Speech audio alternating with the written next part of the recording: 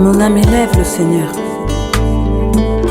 Exulte, car il a fait des merveilles dans ta vie. Il t'a sauvé de la boue, il t'a racheté.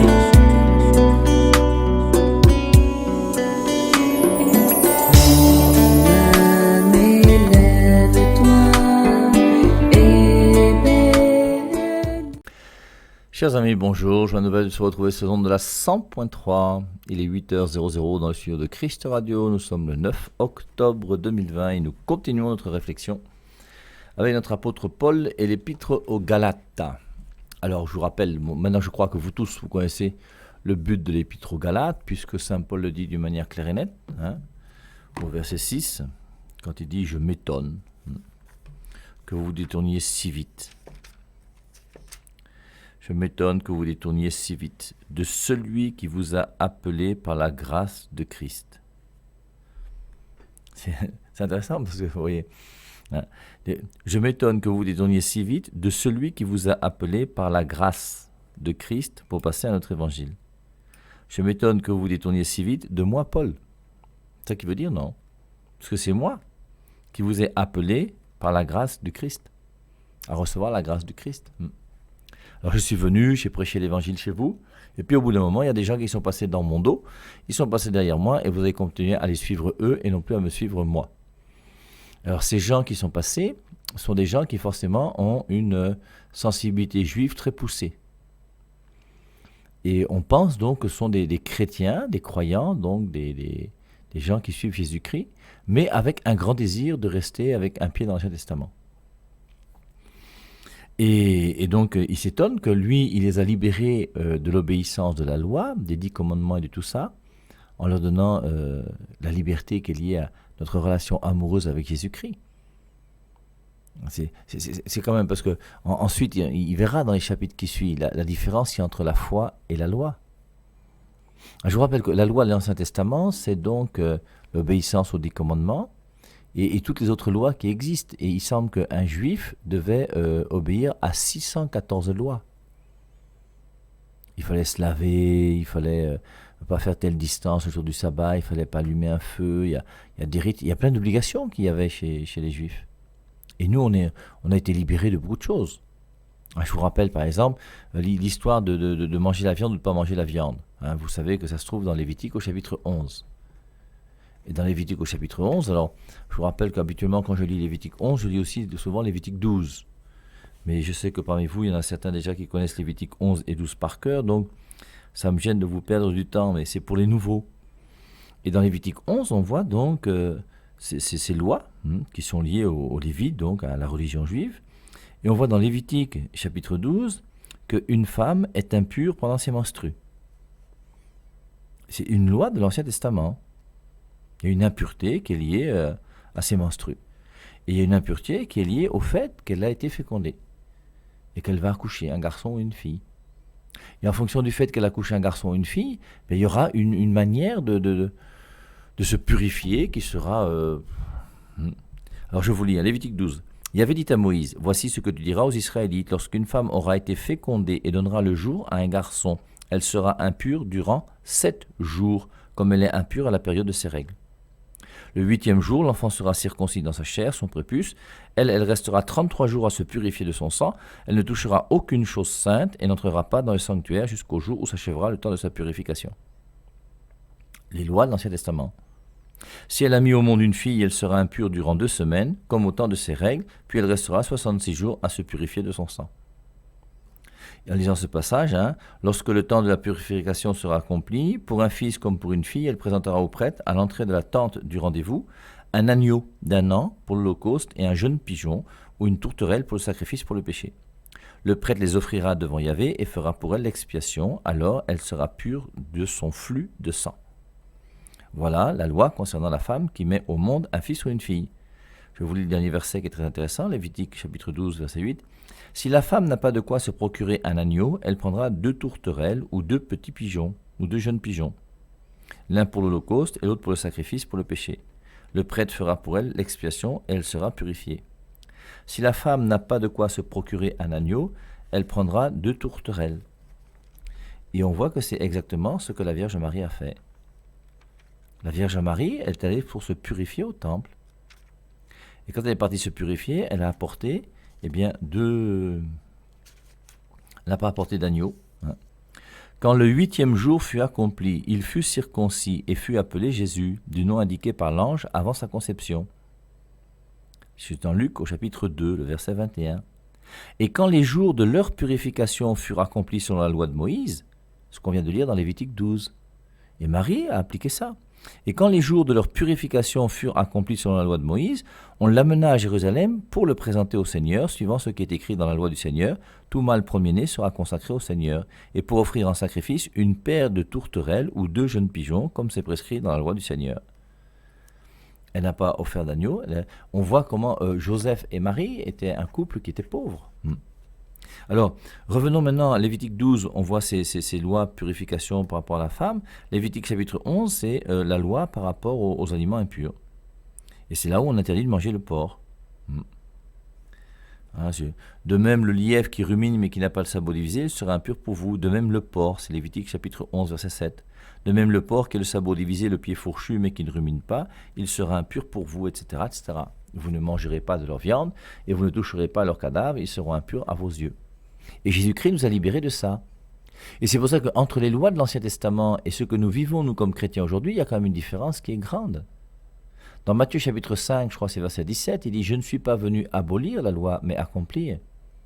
Il est écrit, moi je vous dis. » Et Jésus-Christ nous a apporté, nous, aujourd'hui, qui sommes de la Nouvelle Alliance, à une vie infiniment plus facile que ce que devaient vivre les Juifs. Et en plus, les Juifs sont des gens qui, en observant la loi, n'étaient pas sauvés. Il n'y a pas de salut chez les Juifs. Le Juif ne peut pas se sauver en obéissant aux 10 commandements. Pour être sauvé, il faut revenir à la foi en Jésus-Christ qui a versé son sang pour nous. Sans la mort du Christ sur la croix, il n'y a pas de salut. Il n'y a pas de salut chez les Juifs. Le salut vient chez nous, les chrétiens. Donc, et alors on voit donc il y aura toutes ces discussions entre la foi et la loi, qui est importante. Et je vous rappelle dès maintenant, quand on parle des œuvres de la loi, donc les œuvres de l'Ancien Testament, les œuvres qui sont liées aux 10 commandements, sont des œuvres qui ne peuvent pas sauver. Par contre, quand on parle des œuvres qui sont liées à la foi, les œuvres qui sont liées à la foi sauvent. C'est pour ça qu'il faut bien, quand on écoute Saint Paul, voir dans quel contexte on est par rapport aux œuvres. Est-ce que c'est les œuvres de la foi ou est-ce que c'est les œuvres de la loi ? Sinon, on va faire des confusions qui ne sont pas bonnes. Alors, on a ces super apôtres, donc qui sont, c'est comme ça que Paul les appelle dans l'épître aux Corinthiens qu'on a lu hier, la deuxième, là. Il dit que super apôtre, moi aussi je suis super apôtre. Et c'est pour ça que je m'étonne que vous me désobéissiez, moi qui vous ai conduit à Jésus-Christ, et que maintenant vous retourniez suivre des gens qui ont une doctrine un petit peu différente. Je m'étonne que vous vous détourniez si vite de celui qui vous a appelé par la grâce du Christ. Celui qui vous a appelé par la grâce du Christ. C'est premièrement Paul. Pour passer à un autre évangile. Non pas qu'il y en ait un autre, mais il y a des gens qui veulent vous troubler. Mais si nous-mêmes, ou si un ange du ciel vous annonçait un évangile différent, qu'il soit anathème, et il dit dans Galates chapitre 1 verset 11, « Je vous déclare, frères, que l'évangile qui a été annoncé par moi n'est pas de l'homme, car moi-même je ne l'ai ni reçu ni appris d'un homme, mais par une révélation de Jésus-Christ. » Et donc, Paul veut montrer à ces Galates que moi j'ai reçu mon enseignement directement du Christ. Il a montré aussi un petit peu plus loin qu'il a reçu un enseignement chez les Juifs qui est même meilleur que ceux que les Juifs là, viennent vous voir. Même s'ils sont devenus chrétiens, ils ont toujours un petit relent judaïsant chez eux. Eh bien, pour ça, moi aussi, j'étais plus juif qu'eux. Donc, si vous voulez qu'on discute même de la religion juive, je suis chaud.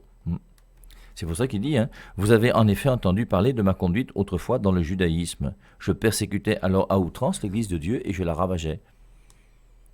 Les juifs qui ravageaient l'église ne sont pas nombreux. Mais moi, j'étais un juif ardu, fervent, zélé. Si bien que mon zèle juif, moi, ça c'était concret. J'allais persécuter les chrétiens, moi.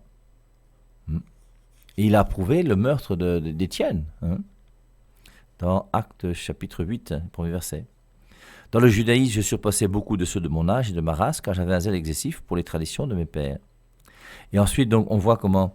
Alors, il veut nous montrer, vous voyez, que il est parti évangéliser, puisqu'il a reçu son évangile directement du Christ, et sans aller voir ni Pierre, ni les apôtres, ni l'Église. Lui, il n'a pas besoin de l'Église. Alors, je n'ai consulté personne, comme il dit au verset 16. Et je ne suis pas monté à Jérusalem pour y rencontrer ceux qui étaient apôtres avant moi, mais je suis parti pour l'Arabie et de là, je suis revenu à Damas. Alors on voit comment donc il enseigne l'évangile de Jésus-Christ, qui lui a été révélé directement par le Christ et pas par les hommes, et puis il part faire sa mission sans souci. Mais on a vu dans Galates chapitre 2, verset 2, que quelques années plus tard, alors là on verra que plus tard, au bout de 3 ans, je suis monté à Jérusalem. Ensuite, plus tard, 14 ans plus tard, je suis monté à Jérusalem à nouveau avec Barnabé. Et là, il est allé voir donc les colonnes de l'Église à qui il a exposé son évangile, de peur d'avoir couru en vain. Et on avait vu hier comment on a l'impression que Paul, qui a reçu son évangile directement de Jésus-Christ, il n'y a pas de souci, quand Jésus-Christ a donné l'évangile, il y a cru, et c'est clair. Et maintenant, quand il va discuter avec les gens, forcément, les gens vont lui poser des questions, lui il va essayer de préciser une chose ou l'autre, et au bout d'un moment, dans ces précisions qu'il apporte, eh bien, il ne sait plus si ce qu'il dit est absolument juste. On avait pris l'exemple de 1 Corinthiens chapitre 7, verset 10. Il dit « J'ordonne non pas moi, mais le Seigneur ». Et 1 Corinthiens chapitre 7, verset 12, là c'est moi qui parle et ce n'est pas le Seigneur. Donc de temps en temps, il parle avec l'autorité du Seigneur, de temps en temps, il parle avec son autorité à lui. Et il pense être avisé, comme il dit dans 1 Corinthiens chapitre 7, verset 40. Et on voit donc qu'au bout d'un moment, il y a l'évangile du Christ, il n'y a pas de souci, il le connaît, il donne la doctrine que Jésus-Christ lui a demandé, mais après, autour de ça, il a quand même fait des choses et il ne sait pas trop si ce qu'il dit est juste ou pas, et c'est pour ça que, de peur d'avoir couru en vain, il va aller voir les colonnes de l'Église, Pierre, Jacques et Jean. Alors Pierre, je vous rappelle, c'est le chef de l'Église, qu'il appelle Képhas, c'est le nom que Jésus-Christ lui a donné. Jean, c'est le disciple bien-aimé. Jacques, c'est l'évêque de Jérusalem.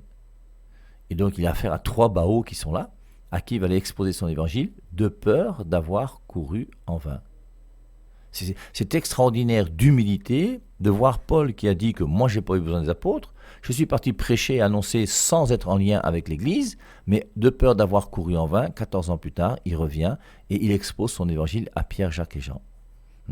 Alors, disons, ensuite, 14 ans plus tard, je montais de nouveau à Jérusalem avec Barnabas et je pris aussi Tite avec moi. J'y montais par suite d'une révélation. Je leur exposais l'évangile que je prêche parmi les païens. Je l'exposais en privé aux plus considérés de peur de courir ou d'avoir couru en vain. Alors il expose l'évangile qu'il prêche, mais aux plus considérés, il va aussi prêcher de peur de courir en vain. Mais Tite, qui était avec moi et qui était grec, ne fut pas même contraint de se faire circoncire.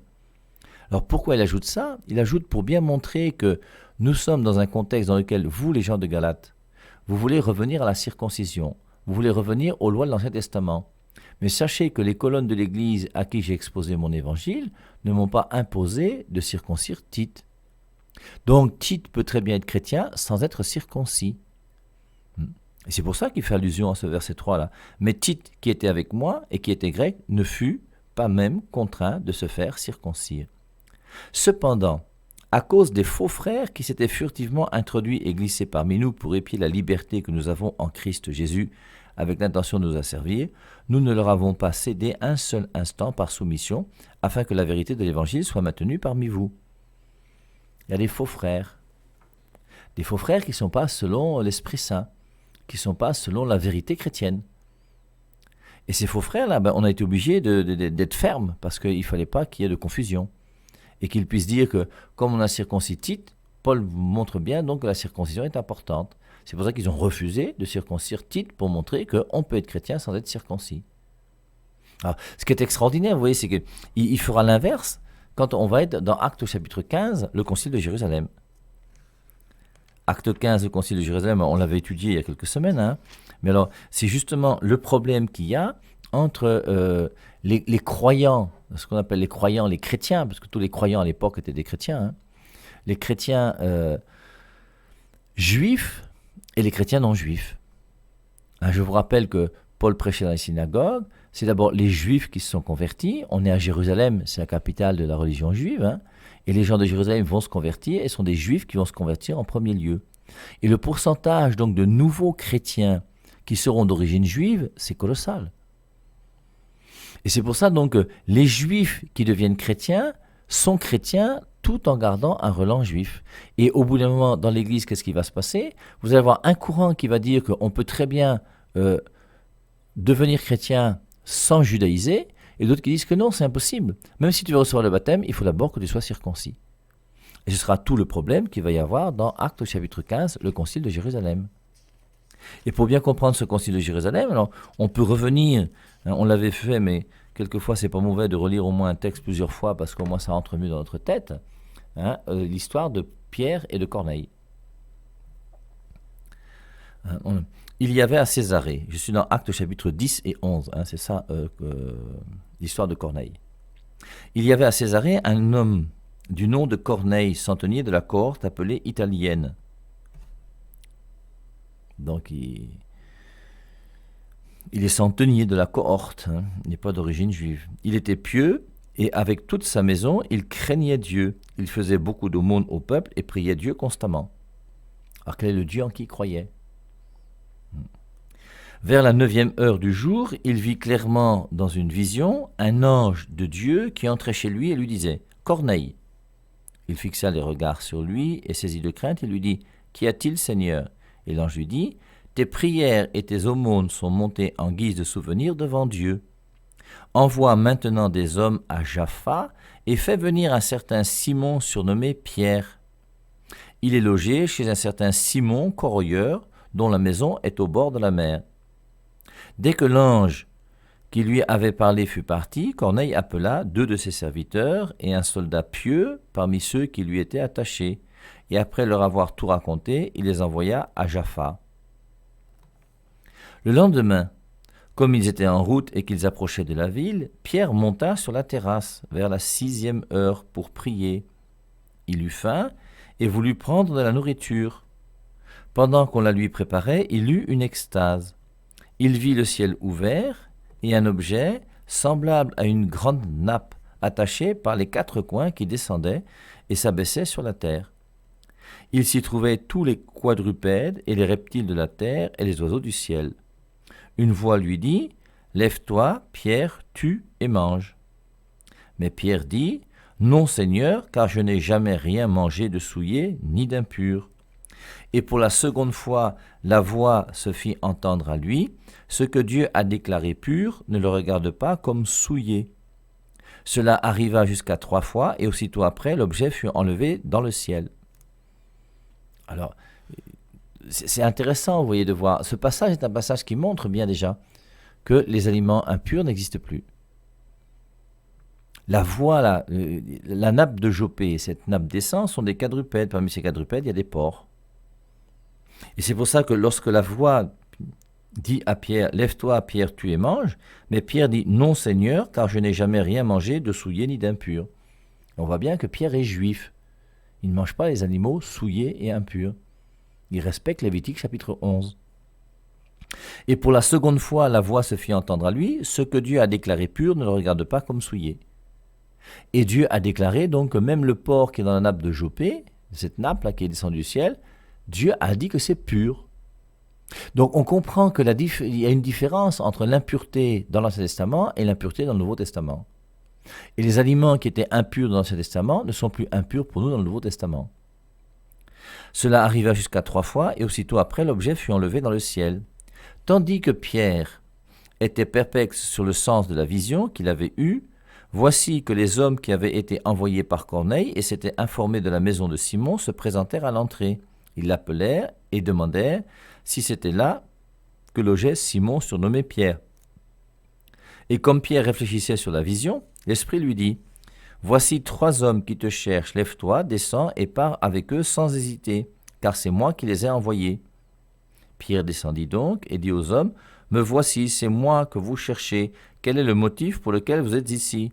Ils répondirent « Le centenier Corneille, homme juste et craignant Dieu, et de qui toute la nation des Juifs rend un bon témoignage, a été divinement averti par un saint ange de te faire venir dans sa maison et d'entendre tes paroles. » Alors Pierre les fit entrer et les logea. Le lendemain, il se leva et partit avec eux.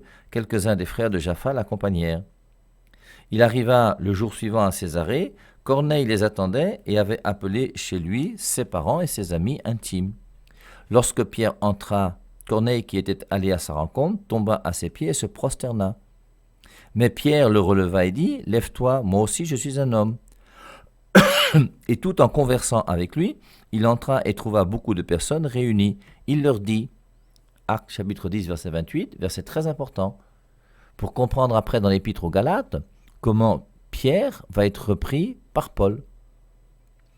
Je vous lis Actes 10, 28. Il leur dit « Vous savez qu'il est interdit à un juif de se lier avec un étranger et d'entrer chez lui. » Voilà encore une loi juive. C'est pour ça que pour les juifs, Jésus-Christ était un homme de scandale. Il allait manger chez les prostituées, chez les païens. Or, vous savez qu'il est interdit à un juif de se lier avec un étranger ou d'entrer chez lui. Les juifs ne mangeaient qu'avec les juifs. Les juifs marchaient avec les juifs. Et les juifs ne s'approchaient pas des pécheurs. Et Jésus-Christ va venir révolutionner tout ça en montrant qu'aujourd'hui, il n'y a plus de soucis. On peut marcher avec des prostituées, on peut marcher avec n'importe qui. Ce que ne faisaient pas les juifs de l'époque. Il leur dit, vous savez qu'il est interdit à un juif de se lier avec un étranger ou d'entrer chez lui. Mais Dieu m'a montré qu'il ne fallait dire d'aucun homme qu'il est souillé ou impur. C'est pourquoi quand vous m'avez envoyé chercher, je suis venu sans faire d'objection, et je vous demande donc pour quelle raison vous m'avez fait venir. Corneille dit, il y a maintenant 4 jours je priais dans ma maison, à la 9e heure, et voici qu'un homme en vêtements éclatants se présenta devant moi et dit, Corneille, ta prière a été exaucée, et Dieu s'est souvenu de tes aumônes. Envoie donc appeler à Jaffa Simon surnommé Pierre, il est logé dans la maison de Simon le corroyeur au bord de la mer. Aussitôt je t'ai envoyé chercher, et toi tu as bien fait de venir.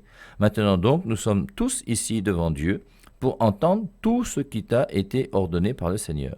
Alors Pierre ouvrit la bouche et dit, en vérité je le comprends, pour Dieu il n'y a pas de considération de personne, mais en toute nation celui qui le craint et qui pratique la justice lui est agréable. Et on voit comment Jésus-Christ avait annoncé, Matthieu 28, 19, « Allez de toutes les nations, faites des disciples, baptisez-les au nom du Père, du Fils et du Saint-Esprit. » La foi n'est pas réservée aux Juifs. La foi n'est pas réservée au peuple d'Israël. La foi est pour le monde entier. Et Pierre le comprend grâce à cet exemple de Corneille. Et l'exemple de Corneille, pour lui, va être quelque chose de formidable. Et c'est pour ça qu'après, donc là nous sommes dans Actes au chapitre 10 et 11, quand on sera dans Actes au chapitre 15, au concile de Jérusalem, et qu'il y a des gens qui vont dire « Non, il faut rester juif si on est chrétien, il faut continuer à être circoncis même si on est chrétien », eh bien Pierre dira lui « Voici moi l'exemple que j'ai ». Et j'ai eu cette révélation qui fait qu'il y a eu la nappe de Jopé pour déclarer pur et impur des choses qui sont nouvelles aujourd'hui, c'est pas la même chose que l'Ancien Testament, et puis je suis allé chez Corneille. Et chez Corneille, il est allé chez des non-juifs, ce qu'on n'a pas le droit de faire à un juif. Et donc après, il raconte tout ce qui se passe. Et à la fin, donc, je suis dans Actes au chapitre 10, verset 14. Comme Pierre prononçait encore ces mots, il a annoncé le Kérim, la bonne nouvelle de Jésus-Christ, le Saint-Esprit descendit sur tous ceux qui écoutaient la parole. Tous les croyants circoncis qui étaient venus avec Pierre furent étonnés de ce que le don du Saint-Esprit soit aussi répandu sur les païens. Et on voit comment l'Évangile, l'Esprit Saint, s'ouvre aux nations païennes. Ce n'est pas uniquement les juifs qui doivent devenir chrétiens. Et forcément, ces gens qui sont non-juifs et qui vont devenir chrétiens n'auront pas besoin d'être circoncis pour devenir chrétiens. Car il les a entendus parler en langue et exalter Dieu. Alors Pierre reprit, « Peut-on refuser l'eau du baptême à ceux qui ont reçu le Saint-Esprit aussi bien que nous ?» Il ordonna de les baptiser au nom de Jésus-Christ. Il lui demandait alors de rester là quelques jours. Et cet exemple de Corneille est un exemple qui montre bien l'ouverture donc de la foi au monde païen. Ce sera la discussion, je vous rappelle, de Actes chapitre 15. Si vous voulez, on peut lire Actes 15, verset 1. Quelques hommes venus de la Judée enseignaient les frères et disaient « Si vous ne vous faites pas circoncire selon la coutume de Moïse, vous ne pouvez pas être sauvés. » Et dans l'Église catholique, il y a donc cette doctrine différente. Ceux qui disent qu'il faut être circoncis pour pouvoir être sauvé, et d'autres qui disent que non, il suffit de recevoir le baptême, même si on n'est pas circoncis, et on peut très bien recevoir la grâce de Dieu sans être juif. Donc, et le concile va trancher. Alors, et le concile va montrer qu'on peut très bien donc être chrétien sans être juif. Et ce qui est intéressant, c'est que juste après le concile, acte 15, je suis maintenant dans Actes chapitre 16, qu'est-ce que Paul va faire? Il partit ensuite à Derbé et à Lystre, et voici qu'il y avait là un disciple du nom de Timothée, fils d'une femme juive fidèle et d'un père grec. Les frères de Lystre et d'Iconium rendaient de lui un bon témoignage. Paul voulut l'emmener avec lui. Il le prit donc et le circoncit à cause des Juifs qui étaient dans ces lieux-là. On vient de voir dans Acte 15 que la circoncision ne sert à rien. Et qu'est-ce que Paul fait? Paul fait circoncire Timothée. Parce que tu sois circoncis ou pas, ça ne sert à rien. Maintenant, si la circoncision peut t'aider, parce que pour qu'un juif puisse écouter des juifs, on a vu que les juifs marchaient ensemble, non? Il fallait donc que Timothée soit juif pour pouvoir parler aux juifs. Et pour qu'il puisse parler aux juifs pour leur annoncer l'évangile de Jésus-Christ, il fallait qu'il soit circoncis, donc il a pris la circoncision, même si ça ne sert pas à grand-chose. Tout ça, c'est pour que le royaume des cieux avance. Alors, on voit comment ce problème qui s'est posé dans les premières années du christianisme, entre le problème des judaïsants et ceux qui ne judaïsent pas, là, eh bien, c'est ce qu'on retrouve dans cette épître aux Galates, qu'on retrouvera aussi dans l'épître aux Romains, qu'on a retrouvé dans 2 Corinthiens chapitre 11, lorsque Paul parlait de ses super apôtres et des gens qui apportent des doctrines là, pour vous troubler. Alors, on voit donc comment notre ami Paul, lui, va donc exposer son évangile à Pierre, Jacques et Jean. Après, il dit « Mais Tite, qui était avec moi et qui était grec, ne fut pas même contraint de se faire circoncire. » On comprend qu'on est d'accord avec le fait qu'il n'est pas nécessaire d'être circoncis pour être chrétien. Cependant, à cause des faux frères qui s'étaient furtivement introduits et glissés parmi nous pour épier la liberté que nous avions en Christ Jésus, avec l'intention de nous asservir, nous ne leur avons pas cédé un seul instant par soumission, afin que la vérité de l'Évangile soit maintenue parmi vous. Donc ils ont été obligés, alors on aurait pu le circoncire, il n'y a pas de souci, comme il a fait pour Timothée, mais comme les faux frères sont là, il fallait être rigoureux et clair pour montrer que non. Quant à ceux qui paraissaient les plus considérés, ce qu'ils avaient été autrefois m'importe peu. Alors pourquoi il fait allusion à leur passé? Aucune idée. Quant à ceux qui paraissaient les plus considérés, alors il s'agit de Pierre, de Jacques et de Jean. Ce qu'ils avaient été autrefois m'importe peu. Dieu ne fait pas de considération de personne. Les plus considérés ne m'ont rien imposé. Au contraire, lorsqu'ils virent que l'Évangile m'avait été confié pour les incirconcis, comme à Pierre pour les circoncis, car celui qui, agissant en Pierre, en a fait l'apôtre des circoncis, a également agi en moi en vue des païens.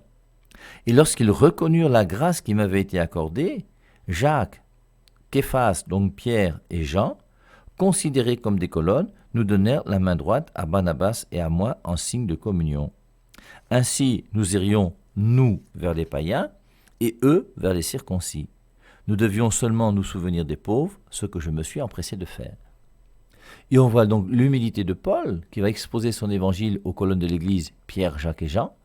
Et Pierre, Jacques et Jean n'auront rien à retrouver, à redire par rapport à l'enseignement de Paul. Ils ont trouvé que ce que Paul faisait était bien.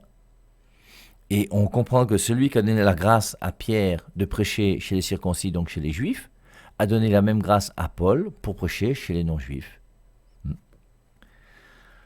Et lorsqu'ils reconnurent la grâce qui m'avait été accordée, Jacques, donc l'évêque de Jérusalem, Képhas, le chef de l'Église, Pierre et Jean, considérés comme des colonnes, nous donnèrent la main droite à Barnabas et à moi en signe de communion. Il a exposé son évangile de peur d'avoir couru en vain, et en définitive, ils s'aperçoivent qu'il n'y a pas de souci, on marche ensemble, nous sommes en communion. Et donc, ils vont juste ajouter une petite chose, nous devions seulement nous souvenir des pauvres, ce que je me suis empressé de faire. Et Paul a voulu faire exactement ce que l'Église lui dit. Et je vous rappelle que ce passage-là est très important pour nous, parce que ça montre bien, vous voyez, que tous ces électrons libres de pasteurs bizarres aujourd'hui, qui vous disent prophètes et qui ont reçu une révélation de Jésus-Christ, et qui vous disent « moi c'est Dieu qui m'a envoyé », n'ont pas le choix. Ils doivent passer devant l'Église pour être sûrs qu'ils ne courent pas en vain. Et ça montre bien que tous ces prophètes et pasteurs qui enseignent des choses qui sont contraires à ce que l'Église catholique enseigne sont des gens qui enseignent des choses qui sont fausses. Et ils devraient avoir l'humilité comme Paul, le grand apôtre Paul, avoir l'humilité d'aller voir les autorités de l'Église. L'autorité de l'Église pour nous aujourd'hui, c'est Monseigneur Jean Barga. L'autorité de la paroisse, c'est le curé. Et si tu enseignes une doctrine qui n'est pas conforme à ce que Monseigneur Jean Barga enseigne ou ce que le curé enseigne, sache que tu cours en vain. C'est pas moi, je ne fais que vous lire l'épître aux Galates. Et cet exemple est quand même extraordinaire parce que l'exemple de Paul, c'est quand même pas un petit. Et ce petit-là, qui se vante de temps en temps, imitez-moi et tout ça, a eu l'humilité d'aller rencontrer les colonnes de l'Église pour savoir si ce qu'il enseigne est exact. Et je vous rappelle, nous sommes toujours dans notre débat sur l'Évangile, la parole de Dieu, la Bible, et la parole de Dieu se trouve premièrement dans l'Église. Toujours la même chose. Et c'est pour ça que l'important pour un chrétien, ce n'est pas de revenir à la Bible, C'est encore moins de revenir à ce que tu as compris de la Bible, parce que ce que tu comprends de la Bible, on s'en fout. C'est pas ça qui est important. Ne crois pas que ta tête à toi est la tête qui te permet d'être le plus intelligent de tout le monde entier, pour qu'à partir de la Bible, toi seul, tu puisses comprendre ce qu'est la vérité des Saintes Écritures. Et c'est pour ça que l'autorité sur la Bible, c'est l'Église. Et c'est pour ça que l'Église a discerné le nombre de livres du Nouveau Testament. Et quand l'Église discerne le nombre de livres du Nouveau Testament, c'est pour montrer que l'Église a autorité sur le Nouveau Testament. Mais je vous rappelle que l'Église n'a pas autorité sur la parole de Dieu. La parole de Dieu est plus que l'Église. L'Église ne fait que transmettre et garder la parole de Dieu. Et cette parole de Dieu transmise par l'Église, qui est la totalité de la parole de Dieu que le Christ a donnée à ses apôtres, Luc 10,16, celui qui vous écoute m'écoute. Cette parole de Dieu se trouve dans l'Église, c'est 1 Timothée 3,15, l'Église est colonne et appui de la vérité. Et c'est dans cette Église que je dois me retrouver pour être sûr d'avoir la parole de Dieu. Et on voit comment l'apôtre Paul a eu cette humilité de nous montrer comment nous devons faire. Je ne peux pas enseigner autre chose que ce que l'Église enseigne. Je ne peux pas faire autre chose que ce que Pierre, Jacques et Jean ont enseigné. Et c'est pour ça que si je fais autre chose que cela, bien, je cours en vain. Voilà ce que nous dit le début de cet épître aux Galates, chapitre 2, à partir du verset 2 jusqu'au verset donc 10.